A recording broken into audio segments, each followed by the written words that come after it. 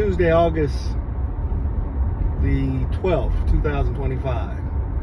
I had a text message conversation with my oldest son. He's 32, and he was really been out of shape behind the verbal abuse that he witnessed me doing towards his mother.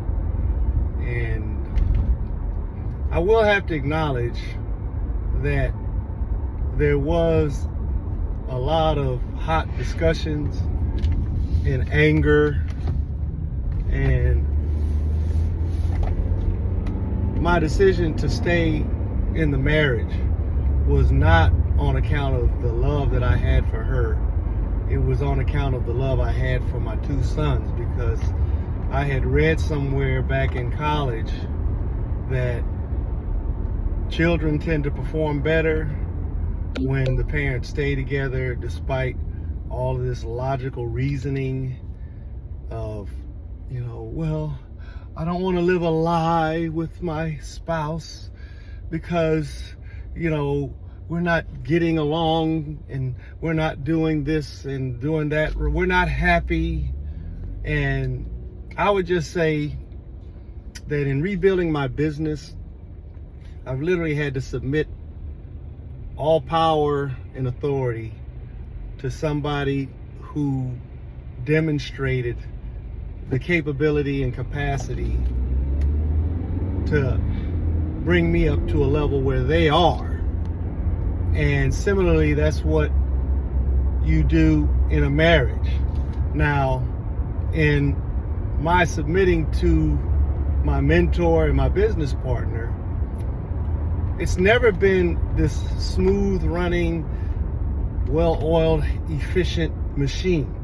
We have rubbed each other the wrong way on many occasions, and the only thing that has managed to keep things in order is that this man knows that beyond making money and beyond becoming rich and building ourselves up again to the stature that we once held, it's going to be a struggle. And not only will it be a struggle against the competitors of other businesses that are doing what we're doing, it's going to be a struggle in us understanding the other's flaws, shortcomings, idiosyncrasies, whatever. But it's well worth going through that struggle.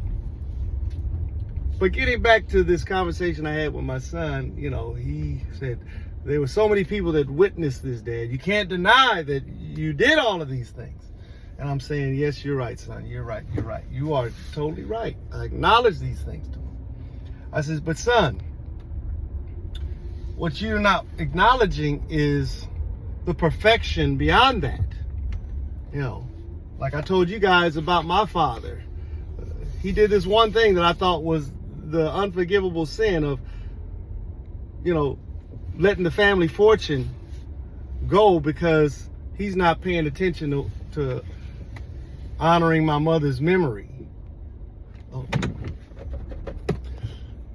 He's not honoring my mother's memory. He's not honoring my mother's memory because I looked at him keeping the money intact and allowing it to be an inheritance for us, the children, was a violation. But as you guys already know, I'm not fit to tie my father's shoes. I'm not even fit to be in a conversation of good fathers when they talk about my father being a great man or even a good man. He's a good man. Well, I'm not as good as my father. I'm a good dude, I think.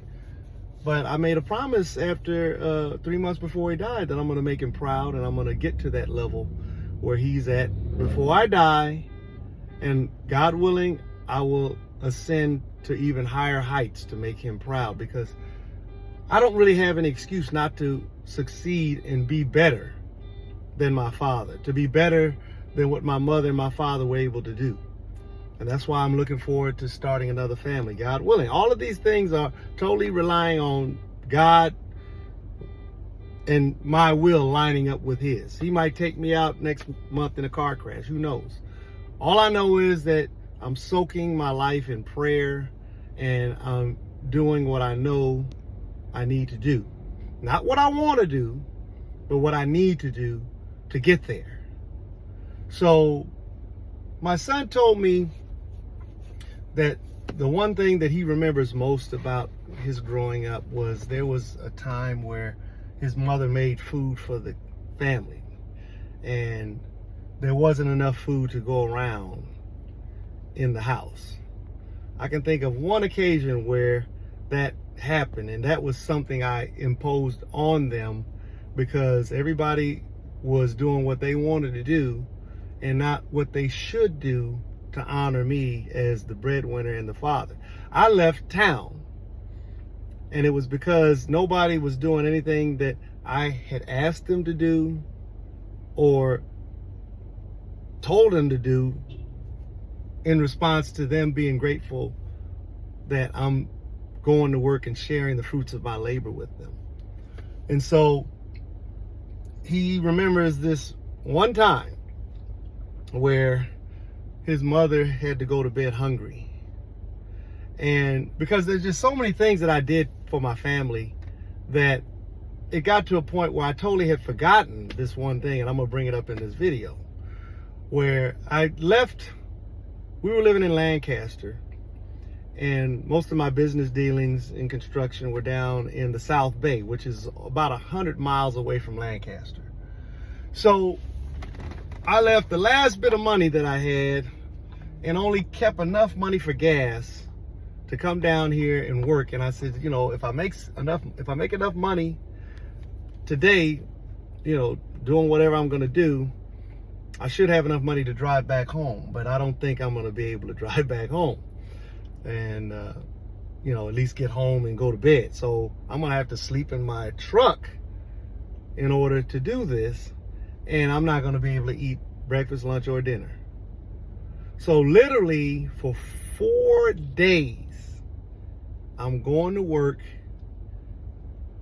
End of work, I'm driving to the commercial district in the city that I was working, and I'm parking my car and hoping and praying that nobody comes, hoping the police don't come and mess with me or anything. And I did that for 4 days. So Monday night, Tuesday night, Wednesday night, Thursday night, Friday night. Monday night, Tuesday night, Wednesday, Thursday. Okay, Thursday night. So for 4 days, I'm doing this whole process, and nobody was the wiser. I wasn't at work telling people, oh, I'm so weak and tired, and I haven't really had any food, and oh my God, you know, I'm doing this for my family because I love them and all this. No, I'm basically coming to work. Hey, what's going on, fellas? Y'all ready for another day's work? Yeah, we working, boom, boom, boom, boom. And Friday comes, and I get my check, and it's not really a check, it's cash, because I'm literally working like a day laborer for this company. But they pay me. They give me my money, and boom, I can go home and enjoy the weekend. And now I got to figure out what I'm going to do for next week. And the guy told me if I wanted to come back next week, I'd come back next week. If not, whatever. And so, you know, for all of these things that his mother did to undermine the strength of the family, to undermine my desire to be with her and all of this, that was just one day that she did. And here it is. I did that for 4 straight days. And he's bragging about how she was such a great woman in this one regard. But I'm like sitting there saying, the flip of this thing is the regard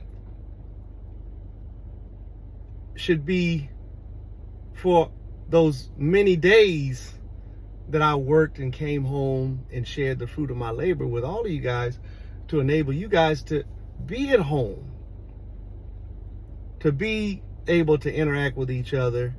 I don't get really any credit for that. But the real irony of the whole situation is this.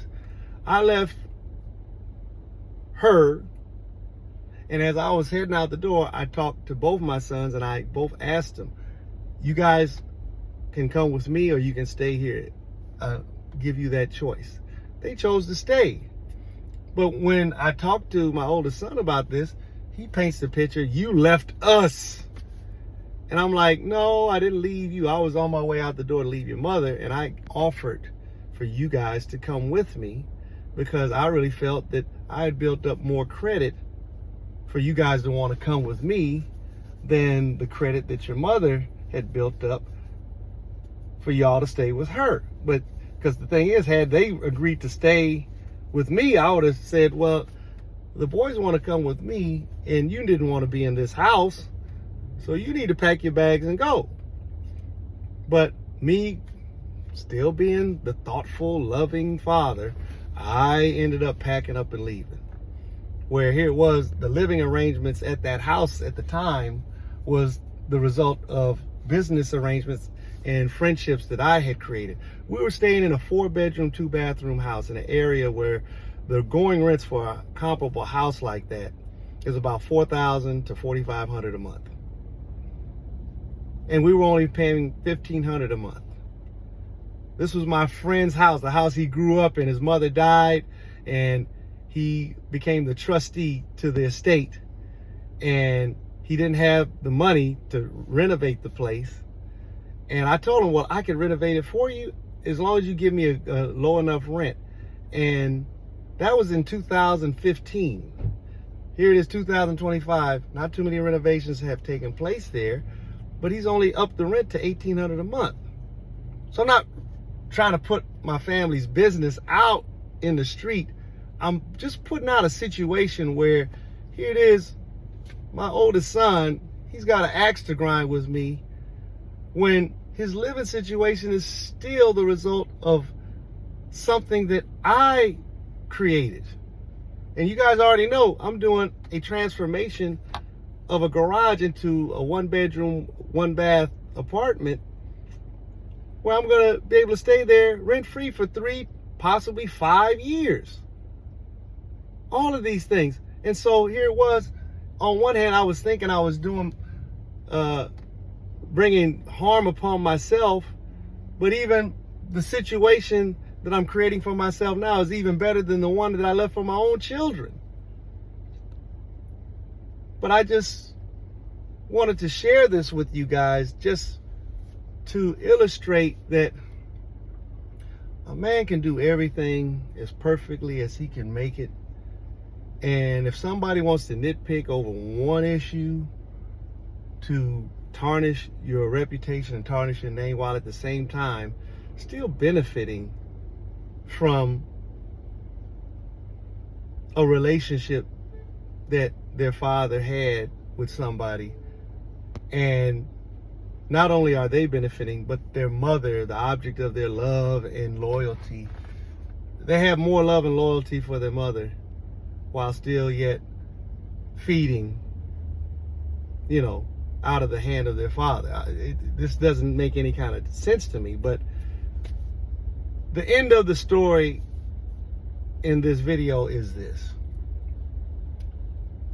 For me as a black man, I don't know about anybody else, but dealing with black women as a black man, you are damned if you stay, and you're going to be damned if you go. And in my particular case, I stayed, and I invested a quarter of a century of my life's energy in hopes that my children would see what I did, that they would appreciate what I did. And I'm not telling them not to love their mother. Far from that.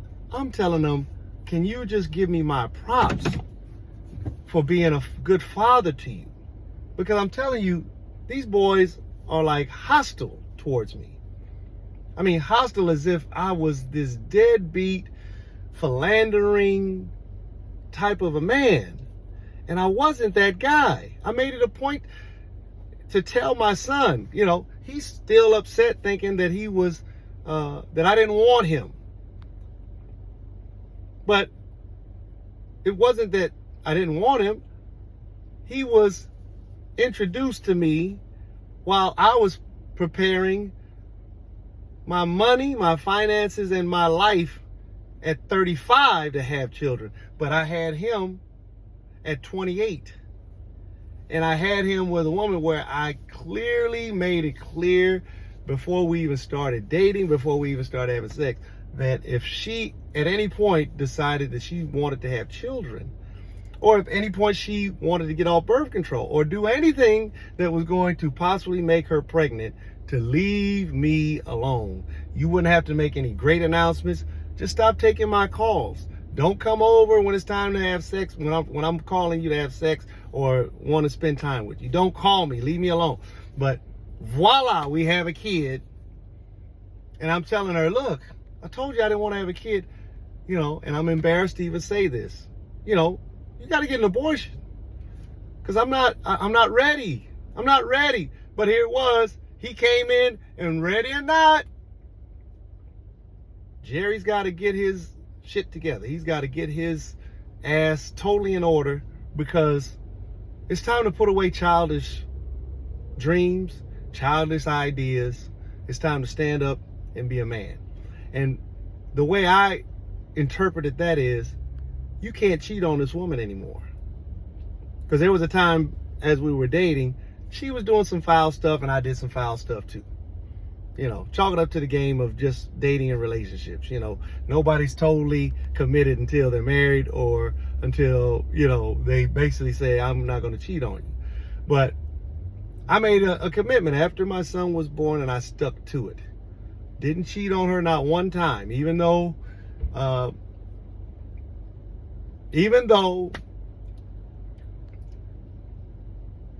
he came into the relationship when I wasn't ready. He came in 7 years before my schedule, organizing my affairs and things to a point where we could have a family. But I loved him, because if I didn't love him, I wouldn't have put all those childish cheating ideas, me not wanting to work hard to provide and go to work and come home and share the fruit of my labor with my sons and my wife. Because no one under my rooftop had to work. I was paying all the bills, all the cars I had bought. Insurance was being paid by me. I mean, I'm doing everything, despite everybody saying, oh, it takes 2 salaries, for everybody to live. No. And just so you know, people, at the fire department that I was working at during the time before I got into construction, currently, the pay bonus for a firefighter paramedic, that was what I was when I got injured and when I left the department. You get a 15% pay bump. And with overtime and everything, I think I was making about 100 to about 150 a month. A year, 100 to 150,000 a year was what I was making. These cats right now are making, with overtime, some of these cats are making 250 to 300,000 because they're short-handed. The city's short-handed on personnel, and they're in the process of getting ready to start hiring some more people. But it's not an easy job to get. You have to be able to pass a civil servant exam. So they're basically going to test you to make sure that your reading, writing skill levels is up to 8th grade level minimum. And I don't know too many people nowadays that have that confidence to take that test and pass it. But that's a profession that's out there. That's a career position. LAPD's hiring. There's a young man I met. He works for LA County Sheriff's. He's been on the patrol for about 2 years, and I says, let me ask you a personal question. You don't have to tell me exactly where you're at or whatever. But since you started this job, your base salary is probably like right around 70, 80 grand a year. He said, yeah, it was about there. Yeah, it was about there. I says, how much money have you earned since you worked for this department? Oh man, I'm making over 150. I'm on pace to make 200 this year. And I talked to him about that like 2 years ago. And all of you brothers out here don't want to be policed, not even interested in looking at it. You guys are following your dreams and you're broke living at home with your mama. My 2 sons are broke. They don't want to get in construction, where I've demonstrated you can make plenty of money. In fact, I had a job where I could make $4,500 over a 2-day period. And I offered both of my sons an opportunity. I started the offer at $500 a day. I says, in 2 days, you guys can make $1,000. My son cleans tables at a restaurant. My other son, the oldest, he's a bartender. I know they're not making more than $200 a day if they're making that much. And they both turned me down at $500. But wait, there's more.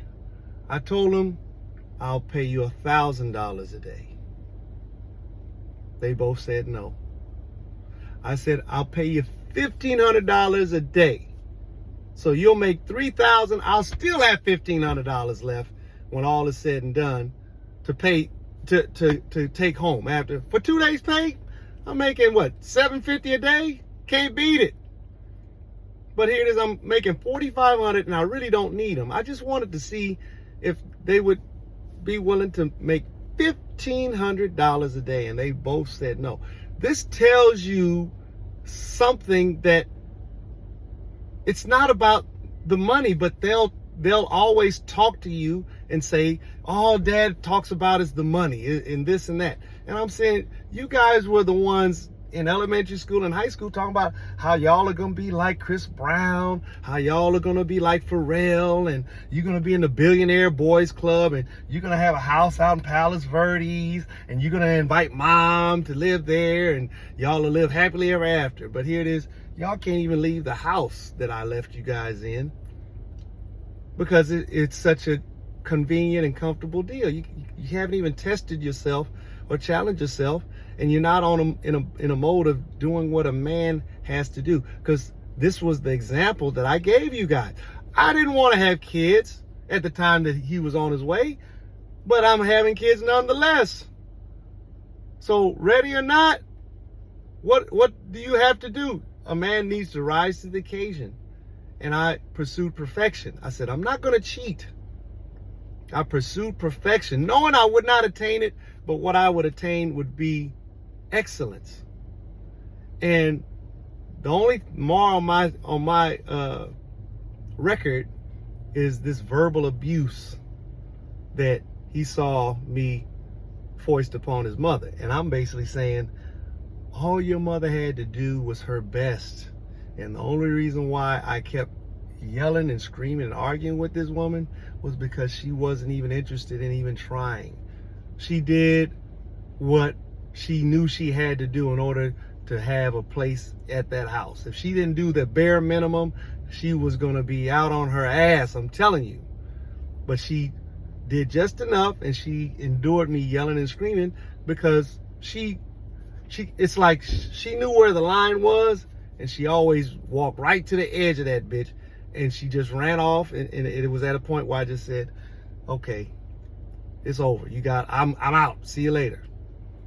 2015, now 10 years later, they haven't moved out of their situation, and they probably won't, because it's a great situation I gave them. I left them, $4,500 versus $1,850. And you're living in a neighborhood where the rents are about $4,500 for a 4-bedroom, 2-bath house with a 2-car garage. But I'm going to say this. I didn't expect my ex-wife to be as generous as she was, because one, she allowed me to store materials and equipment in her garage, thus saving me the money that I was spending on my storage. And she even allowed me to stay there from time to time. But now it's at a point where I'm basically saying, you know what, it's time to really end the relationship totally and not look back. I was watching this thing about Halle Berry and David Justice. When he left, he said he never called her ever again. And that's kind of what has motivated me to finally, close the door and eliminate all communication by getting this garage conversion completed, and me packing my bags and not looking back. Because if my children one day come to their senses to realize just how great a father I was to them, then that'll be okay. But I'm not banking on that, and that's why I'm trying to get my money right to where I can travel the world, enjoying the travel. And if I run across a woman that I think would be a good wife partner, a good life partner for myself, I'm going to take another shot at this thing called marriage. My dad died at 89. That's 29, that's 30 years ahead of me. At the time he died, I was 59. And so if I start having kids at, say, 65, that'll give me, to age 90, that'll give me 25 years. So if I have my firstborn for this new family at 65, at 90, my father was still walking the earth. I'm hoping that because I kept myself physically fit, and I'm going to continue to keep myself in good shape, I'll still be vital and vigorous of a human being, to where I can play football with my kids. I can go run in the sand and swim with them and have the fun that younger fathers would have. And if I should leave this earth, I'll see them grow up to be adults, and they'll see me, as their father, and maybe their children's grandfather. That's the hope and prayer I have. And I just hope that no black man wastes his time trying to do what I did, because my children, for all of the blessings and benefits, they can't even provide these blessings and benefits that they enjoyed with me. They can't provide those things for themselves, but they're bitter about me being verbally abusive to their mother. And it's just unfortunate. So having done all of those things, and the kids ultimately still don't like me, I just say, for the next generation of young men, don't even waste your time. Leave them alone, leave the woman alone, cut the child support check, and get on with your life. And for anybody who disagrees, we've got the stereotypical black man who's hated for leaving, and the kids hate him. So how is that any different? Majority rules, but here I'm the exception to the rule, and here it is, I'm still getting the same outcome.